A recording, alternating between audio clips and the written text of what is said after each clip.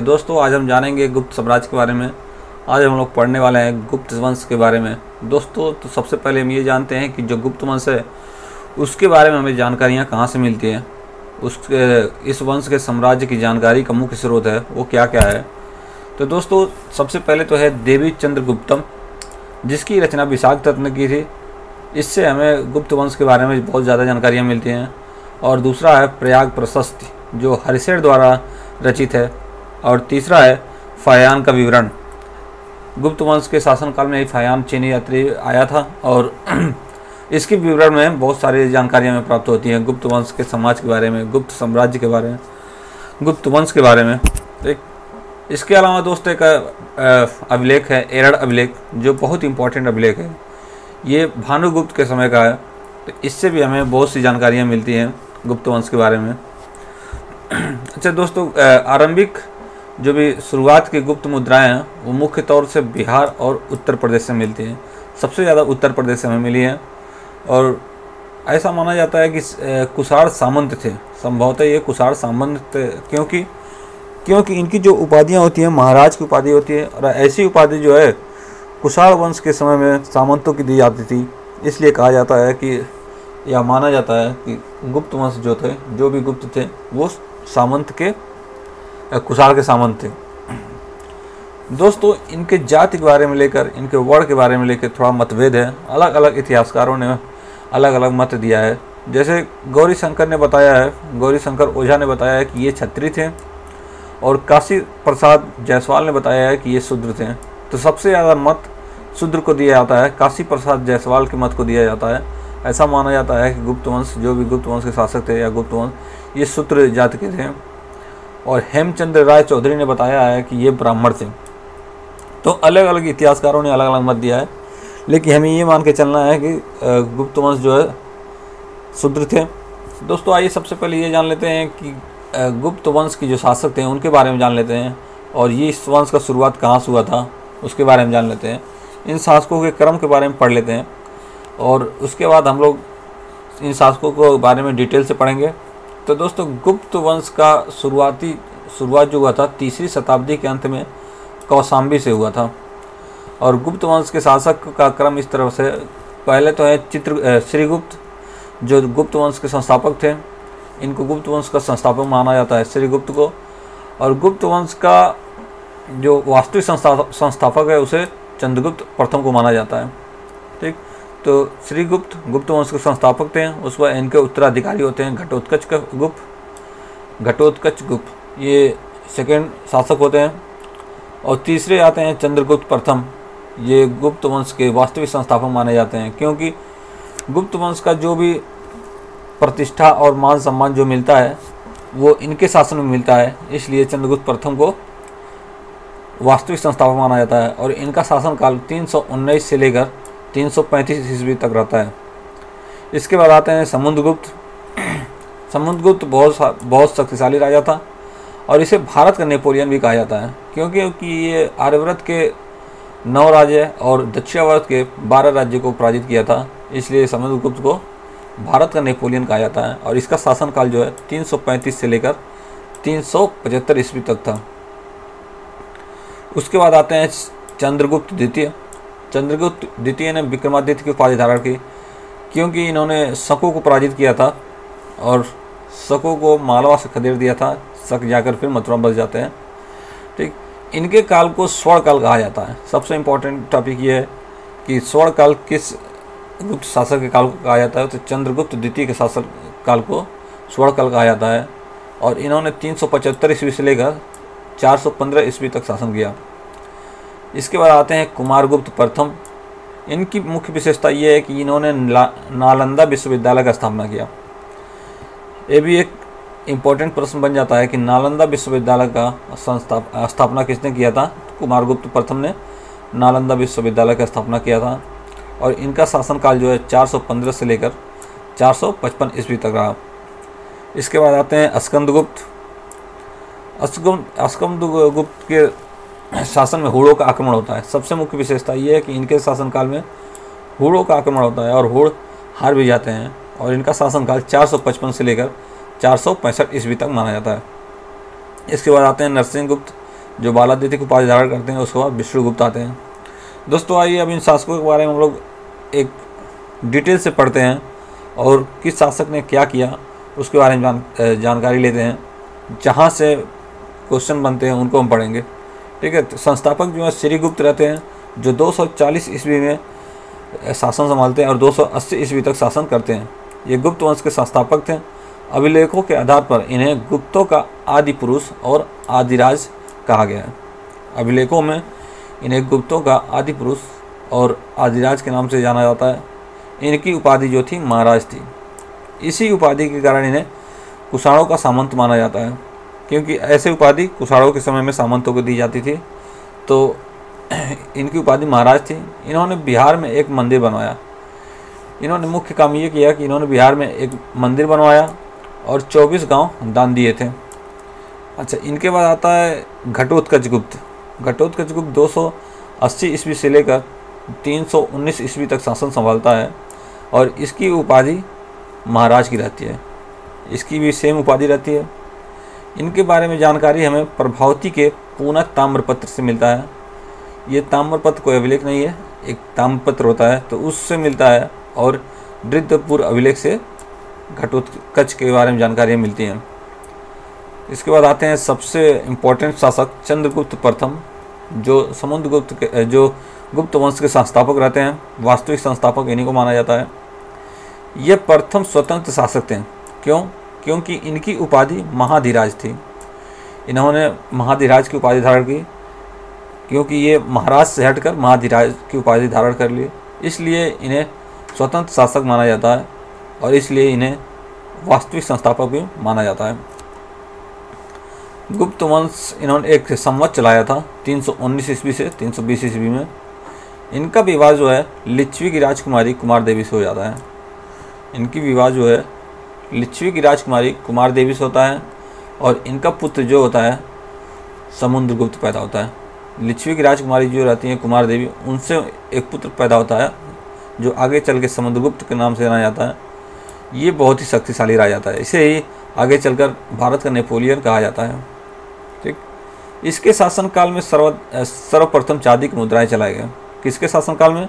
चंद्रगुप्त प्रथम के शासनकाल में चांदी की मुद्राएं चलाई गई, क्योंकि अभी तक सोने के चले थे सिक्के और शीशा के सिक्के चले थे, लेकिन चांदी की मुद्रा भी नहीं चली थी। तो इनके शासनकाल में क्या होता है? चांदी की मुद्रा चलती है। इसके बाद आते हैं समुद्रगुप्त के बारे में पढ़ते हैं। समुद्रगुप्त का जो शासनकाल होता है वो 335 ईस्वी से लेकर 380 ईस्वी तक रहता है। इनको लिच्छवी दौहित्र और कांच के नाम से जाना जाता है। लिच्छवी दौहित्र और कांच के नाम से भी जाना जाता है। लिच्छवी दौहित्र क्योंकि इनकी माता जो है लिच्छवी की राजकुमारी रहती हैं, इसलिए लिच्छवी दौहित्र के नाम से भी जाना जाता है। इनकी उपाधि क्या होती है? पराक्रमांक, अप्रतिरथ, व्याघ्र प्रक्रम, ये सब इनकी उपाधियाँ होती हैं। गुप्त साम्राज्य का सर्वाधिक विस्तार इसी के समय में हुआ था। गुप्त साम्राज्य का सर्वाधिक विस्तार किसके समय में हुआ? समुद्रगुप्त के समय में हुआ था। और गुप्त साम्राज्य का प्रतिष्ठा और सम्मान किसके समय में मिला था? वो चंद्रगुप्त प्रथम के समय में मिला था, ठीक है। और जो विस्तार हुआ किसके समय में? समुद्रगुप्त के समय में हुआ था। यह एक कवि और संगीतज्ञ भी थे। ये शासक के साथ साथ ये एक कवि भी थे और संगीतज्ञ भी थे, इसलिए इनको सिक्कों पर बीड़ा बजाते हुए दिखाया गया है, ठीक। इनके विजय के बारे में जान लेते हैं। इनके सभी विजयों के बारे में हरिशेर द्वारा प्रयाग स्तंभ लेख में लिखा गया है। हरिशेर ने प्रयाग स्तंभ लेख में इनके विजयों के बारे में लिखा है। इन्होंने जो विजय की थी उसके बारे में लिखा है। इन्होंने आर्यव्रत के 9 शासक और दक्षिणावर्त के 12 शासकों को पराजित किया था, ठीक। इन्होंने आर्यव्रत के 9 शासक और दक्षिणावर्त के 12 शासकों को पराजित किया था, इसलिए इन्हें भारत का नेपोलियन कहा जाता है। इन्होंने राज्य को जीतने के बाद आठवीं विजय भी किया। आठवीं मतलब जंगलों पर भी विजय किया। इन्होंने उत्तर प्रदेश के गाजीपुर में और मध्य प्रदेश के जबलपुर जंगलों को जीता था। इन्होंने अपने राज्य का बहुत ज़्यादा विस्तार किया था। अच्छा, ये जो विजय अभियान चला रहे थे उसको टाइटल दिया गया था, जो आर्यव्रत की तरफ विजय अभियान चलाए उसको टाइटल दिया गया था प्रसभोद्रढ़। प्रसभोद्रढ़ इसका मतलब ये था कि राज्यों को जीत लेना। और जब दक्षिणावर्त राज्यों को जीते थे, उस समय जो टाइटल चलाया था इन्होंने, उस अभियान का टाइटल का नाम रखा था ग्रहणोमोक्षानुग्रह। ग्रहणोमोक्षानुग्रह मतलब धर्म विजय भी से कहा गया, धर्म विजय। इसका मतलब ये था कि राज्यों को जीतना है, जीत के फिर वापस कर देना है। ठीक, इसके बाद आते हैं आगे। इन्होंने अपने सीमावर्ती राज्यों को भी जीता था। सीमावर्ती राज्यों को 5 प्रदेशों को जीता था, जिसमें थे समटक, ड्वाक, कामरूप, कर्तरीपुर और नेपाल था। तो समटक जो है पूर्वी बंगाल और बांग्लादेश के क्षेत्रों को समटक के नाम से जाना जाता था। ड्वाक असम के आसपास के क्षेत्रों को, और कामरूप असम को जाना जाता था। और कर्तरीपुर मतलब जालंधर में स्थित करतारपुर को कर्तरीपुर के नाम से जाना जाता था। और नेपाल तो दूसरा राज्य है, दूसरा देश है, तो नेपाल को भी इन्होंने विजित किया था। इनके जो संबंध थे विदेशी शासकों से भी संबंध थे।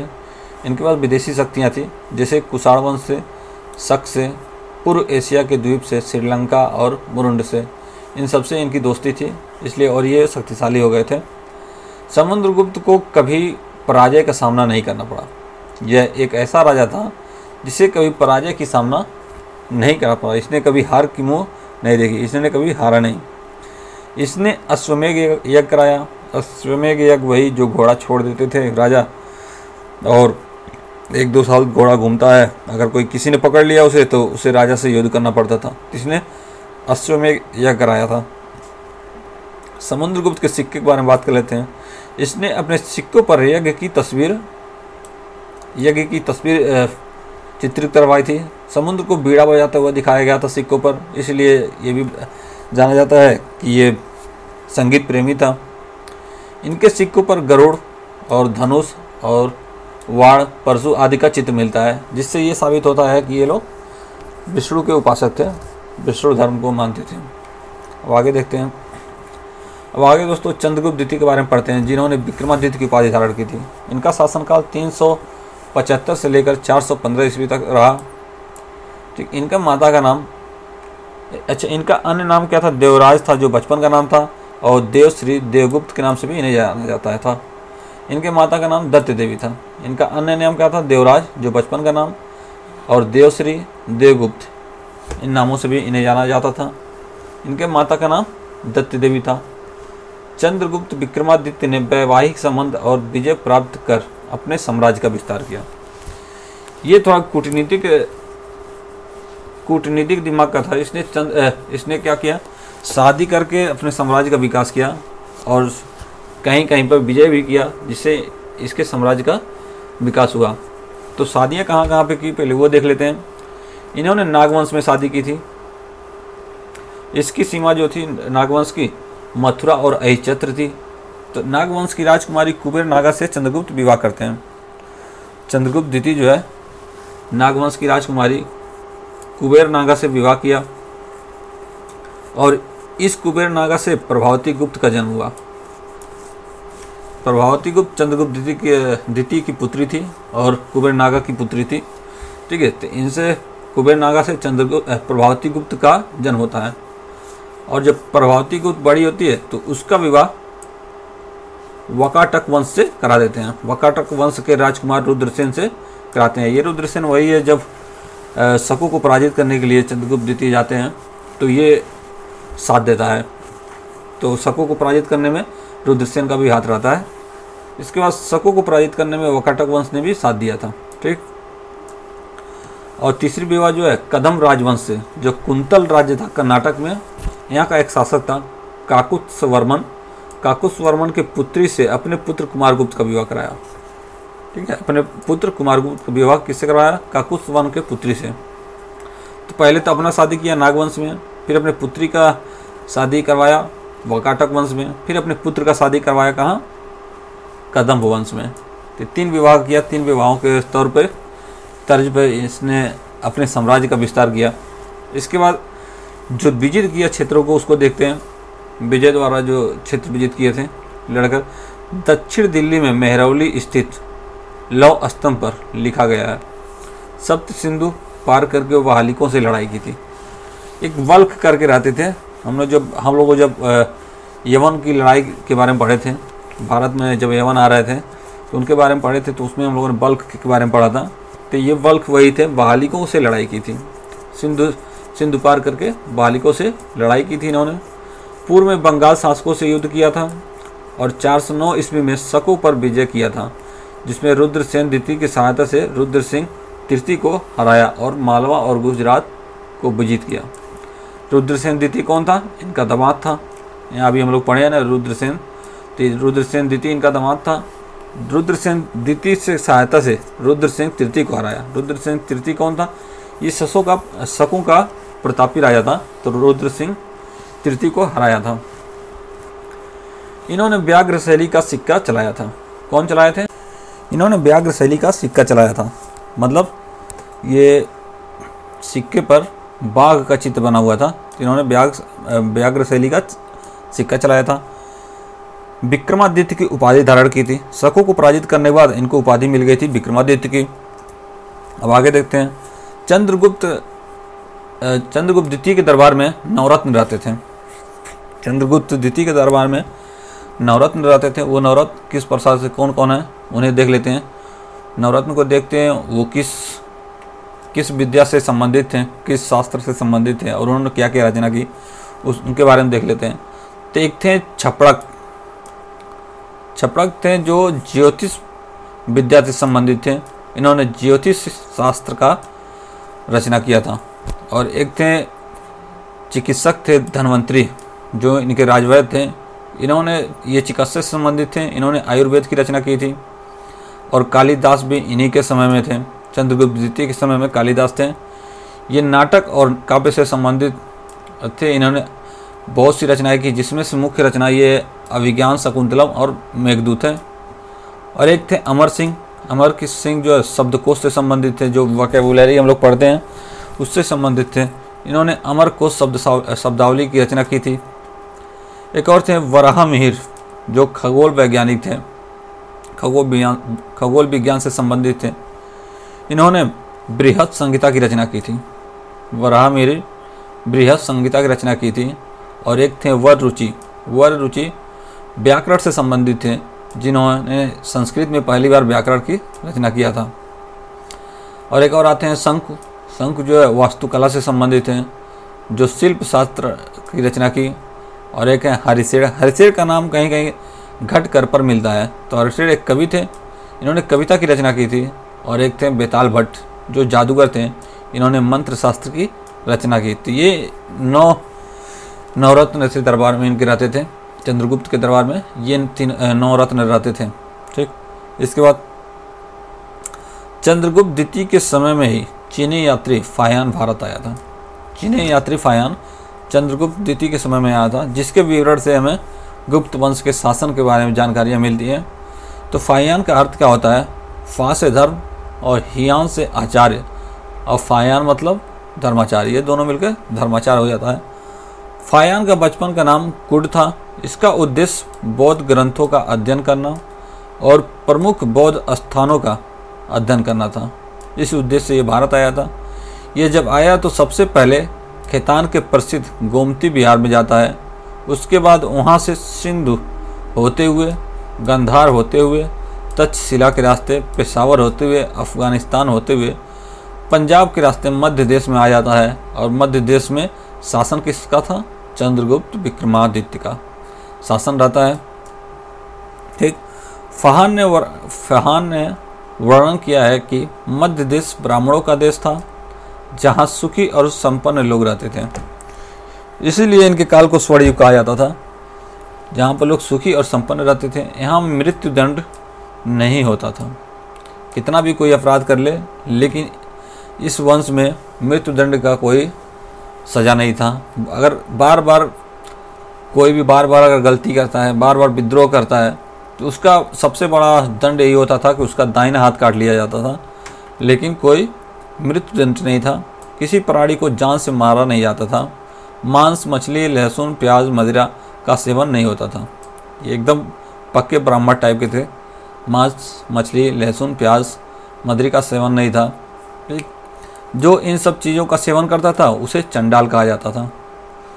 जो इन सब चीज़ों का सेवन करता था उसे चंडाल कहा जाता था। और समाज बहिष्कृत भी किया जाता था। कहा जाता था कि चंडाल जो थे वो समाज से बाहर, नगर या शहर से बाहर रहते थे, उनको बाहर कर दिया जाता था। ठीक, आगे देखते हैं। पक्षियों को और सूअरों को नहीं पाला जाता था, पक्षी और सूअर को नहीं पाला जाता था। कहीं भी मदिरालय नहीं था, मतलब कहीं भी शराब की भट्टी या शराब का दुकान, शराब का व्यापार ऐसा कुछ नहीं था। बूचड़ खाना नहीं था, कहीं भी किसी मांस का दुकान नहीं था। ठीक, कोई बूचड़ खाना नहीं था। किसी भी पशु का व्यापार करना मना था, किसी भी पशु का व्यापार नहीं किया जाता था। और क्रय विक्रय में कौड़ियों का प्रयोग होता था, तो क्रय विक्रय में किसी का कौड़ियों का प्रयोग होता था। तो दोस्तों ये तो हो गया विक्रमादित्य चंद्रगुप्त द्वितीय के बारे में। अब इसके बाद आते हैं उनका उत्तराधिकारी कुमारगुप्त के बारे में पढ़ने के लिए। ठीक है, कुमारगुप्त का जो उपाधि था महेंद्रादित्य की उपाधि थी, और ये 415 से लेकर 455 ईस्वी तक शासन करते हैं। इनके पिता का नाम चंद्रगुप्त था और माता का नाम ध्रुव देवी था। ठीक, छोटा भाई गोविंद गुप्त था। गुप्त काल का सर्वाधिक अभिलेख इन्हीं के का शासनकाल में मिलता है। ठीक है, गुप्त काल का सर्वाधिक अभिलेख किसके शासनकाल में मिलता है? कुमारगुप्त के शासनकाल में। और अभिलेखों की संख्या कितनी है? 18। तो कुमारगुप्त के शासनकाल में 18 अभिलेखों की संख्या मिलती है। गुप्तकालीन मुद्राओं पर सबसे बड़ा भंडार राजस्थान के भरतपुर जिले में बयाना से 623 मुद्राएं मिली है। ठीक है, गुप्तकालीन मुद्राओं का सबसे बड़ा भंडार इन्हीं के शासनकाल में मिला है। सबसे बड़ा भंडार कहाँ? राजस्थान के भरतपुर जिले में बयाना स्थान से 623 मुद्राएं मिली है। मंदसौर अभिलेख से कुमारगुप्त के शासनकाल का वर्णन मिलता है। अच्छा, कुमारगुप्त के शासनकाल का वर्णन या जानकारी हमें कहाँ से मिलती है? तो मंदसौर अभिलेख से मिलती है। और बिलसाड़ अभिलेख एक है जो उत्तर प्रदेश में है। बिलसाड़ अभिलेख उत्तर प्रदेश में है। यहाँ से गुप्त वंश का वंशावली मिलता है। यहाँ से गुप्त वंश का वंशावली मिलता है, मतलब वंश मिलता है कि किस शासक बाद कौन सा शासक आता है। इनके द्वारा चलाए गए सिक्के पर कार्तिकेय देवता का चित्र मिलता है। ये जो सिक्के चलाए थे, कुमारगुप्त ने जो सिक्का चलाया उस पर कार्तिकेय देवता का चित्र मिलता है, जिसमें दिखाया जाता है कि वो मोर पर बैठे हुए हैं। ठीक, इनकी उपाधियां जो थी महेंद्रादित्य, श्री महेंद्र, अश्व महेंद्र, तो जो भी उपाधियां थी सब में महेंद्र लगा हुआ है। अगर ऐसा कुछ आए तो आप समझ जाइएगा कि कुमारगुप्त की बात हो रहा है। कुमारगुप्त प्रथम ने नालंदा विश्वविद्यालय का निर्माण किया था। सबसे इम्पोर्टेंट है, नालंदा विश्वविद्यालय का निर्माण किसने करवाया? कुमारगुप्त प्रथम ने करवाया था। और उस समय जो है समय की माप के लिए जल घड़ी भी बनाया गया था। एक जल घड़ी बनाई गई थी जिससे समय को समझा जा सके। एक भीतरी अभिलेख है जो बहुत इंपॉर्टेंट है। कुमारगुप्त के अंतिम दिनों में पुष्यमित्रों का आक्रमण हुआ। पुष्यमित्र शुंग नहीं, ये दूसरे पुष्यमित्र थे। तो पुष्यमित्रों का आक्रमण हुआ था, जिसके दमन के लिए इन्होंने कुमारगुप्त प्रथम ने अपने पुत्र स्कंदगुप्त को भेजा था। ठीक, पुष्यमित्रों का आक्रमण जो हुआ था उनके दमन के लिए इन्होंने अपने पुत्र स्कंदगुप्त को भेजा था और वो दमन भी कर दिया। दोस्तों, स्कंदगुप्त बहुत ही दिमाग वाला शासक था। इसके पास बहुत ही ज़्यादा दिमाग था, एक टेक्निक शासक था। ठीक है, ये तो हो गया कुमारगुप्त के बारे में। अब आइए एक बार देख लेते हैं स्कंदगुप्त के बारे में। स्कंदगुप्त का जो शासनकाल था 455 ईस्वी से लेकर 467 ईस्वी तक शासन किया इसने। इसके समय में हुड़ों का आक्रमण हुआ और हुड़ हार भी जाते हैं, उसको हरा देता है। ठीक है, इसका वर्णन जो मिलता है, जो भी जानकारियाँ मिलती है वो जूनागढ़ अभिलेख और स्तंभ अभिलेख से मिलती है। इसने गिरनार पर्वत पर अवस्थित सुदर्शन झील का पुनरुद्धार कराया। इसने भी गिरनार पर्वत पर स्थित सुदर्शन झील को ध्यान में रखा। ठीक, इसने पुनरुद्धार करवाया। इसने सक्रादित्य की उपाधि धारण की। इनको सक्रादित्य भी कहा जाता है। सक्रादित्य की उपाधि धारण की। आगे देखते हैं। काहोम स्तंभ अभिलेख, एक काहोम स्तंभ अभिलेख है जो गोरखपुर में है। गोरखपुर उत्तर प्रदेश में है। इसमें जैन धर्म के 5 तीर्थंकर, किस अभिलेख में? काहोम स्तंभ अभिलेख में जैन धर्म के 5 तीर्थंकर आदिनाथ, शांतिनाथ, नेमिनाथ, पार्श्वनाथ, महावीर की प्रतिमाएं के बारे में बताया गया है। काहोम स्तंभ अभिलेख में जो गोरखपुर में है उसमें जैन धर्म के 5 तीर्थंकर के बारे में, उनकी प्रतिमाओं के बारे में बताया गया। वो तीर्थंकर कौन कौन है? आदिनाथ, शांतिनाथ, नेमिनाथ, पार्श्वनाथ और महावीर के स्वामी के बारे में। ठीक, इसने चीनी शासक सांग के दरबार में एक राजदूत भेजा ताकि मैत्रीपूर्ण संबंध बना रहे। इसने चीनी शासक सांग के दरबार में एक राजदूत भेजा था, किस लिए? मैत्रीपूर्ण संबंध बना रहे, इसलिए इसने एक राजदूत भेजा था। इसने वृषभ शैली के सिक्के जारी किए। इसने जो सिक्के जारी किए उस पर वृषभ मतलब बैल का या नंदी का जो है चित्र बना हुआ था। ठीक। अब इसके बाद आते हैं स्कंदगुप्त के उत्तराधिकारी के बारे में।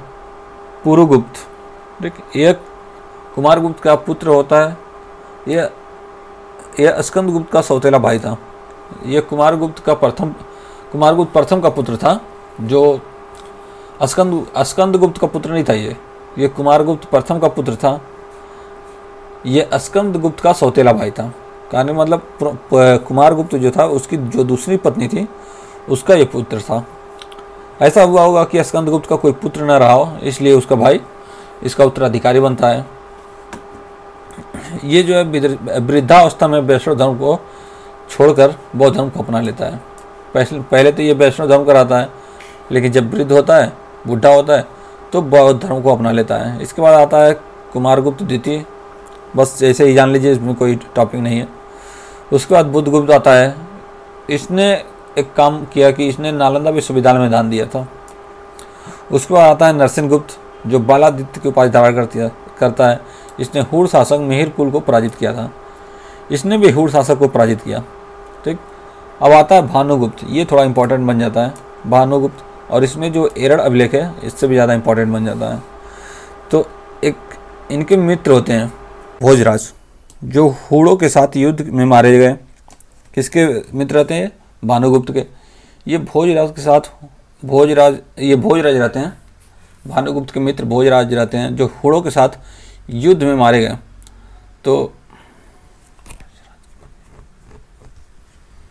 तो भोजराज की पत्नी, सॉरी दोस्तों ये गोपराज हो गया, भोजराज की पत्नी जो होती है सती हुई है। तो सती होने का पहला साक्ष्य एरड़ अभिलेख से मिलता है। इनकी पत्नी जो भोजराज की पत्नी सती हुई है, तो सती होने का पहला साक्ष्य जो है एरड़ अभिलेख से मिलता है। इसलिए सती प्रथा का अभिलेख मिलने की वजह से ये इम्पोर्टेंट बन जाता है। ठीक।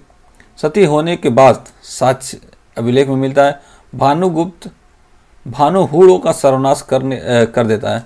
जब इनके दोस्त मारे जाते हैं भोजराज, तो भानुगुप्त जो एक प्रण लेता है कि हुड़ों को एकदम जड़ से मिटा कर रहेगा, और वो सर्वनाश कर देता है।